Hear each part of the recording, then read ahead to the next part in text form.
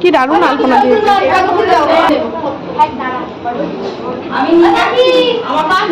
হ্যাঁ, তোমাকেও তুলবো। কি ভালো আলপনা দিয়েছে।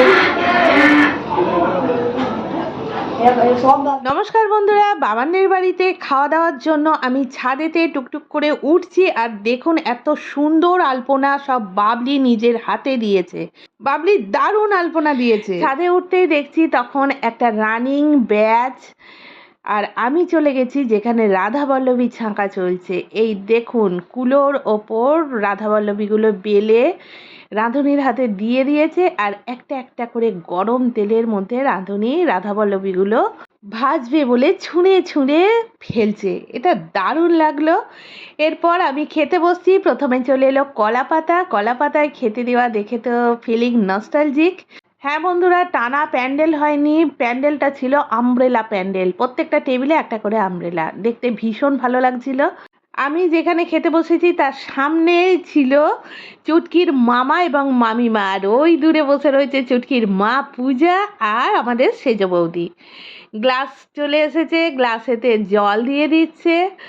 ব্যাস, এবার আমি খাওয়া দাওয়ায় মন দেবো। রাধাবল্লভী চলে এসেছে, তবে ভীষণ খড়মড়ে প্রথম রাধাবল্লভীটাই। আর তার সঙ্গে এসেছে চানা পনির। চানা পনির দিয়ে আমি রাধাবল্লভী খেতে আরম্ভ করে দিলাম। তারপরে আর একটা রাধাবল্লভী খাবো। অনেকদিন থেকেই ভাবছিলাম বেশ লুচি রাধাবল্লভী বাড়িতে একবার করব, কিন্তু বেশ কিছুদিন আগেই বাবানের বাবার সঙ্গে আমার কথা হচ্ছিল। তখন আমাকে সুকুমার বলল যে কাকিমা এবছর কালী পুজোতে কিন্তু রাধাবল্লভী করবো। সুতরাং আমি আর বেশি তো খাই না, এগুলো ভীষণ তেলের খাবার, সেই জন্য আর বাড়িতে করলাম না। দেখুন, তারপরে এলো ফুলকপি আলুর তরকারি, সেটাও খেয়ে নিলাম। তারপর এলো চাটনি আর পাঁপড়। চাটনি আর পাঁপড় আমি একসঙ্গে মাখিয়ে খাই, আমার ভীষণ ভালো লাগে। আর আমি সেইটাই করছি, একদম পেট ভরে মন ভরে খেয়ে নিলাম। তারপর এলো মিষ্টি মুখের জন্য একটা রসগোল্লা, একটা পান্তুয়া। প্রথমে তো আমি পান্তুয়াটাই খাবো, পান্তুয়া আমার ভীষণ ফেভারিট। দেখুন, ভাজা জিনিস আজকে অনেকগুলো পরপর খেয়ে নিলাম। তারপর আমি রসগোল্লা খাবো। আর রসগোল্লা খাওয়ার সময় আপনারা সবাই জানেন আমি আমার বাবার কথা মতো ভেঙে ভেঙে রসগোল্লা খাই, নাহলে আগে গোটা গোটা রসগোল্লা গপ গপ করে খেয়ে নিতাম।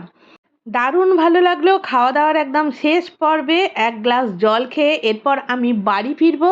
আপনারা খুব ভালো থাকবেন। নেক্সট ভিডিওয়ে খুব তাড়াতাড়ি হাজির হচ্ছি, ততক্ষণ টাটা।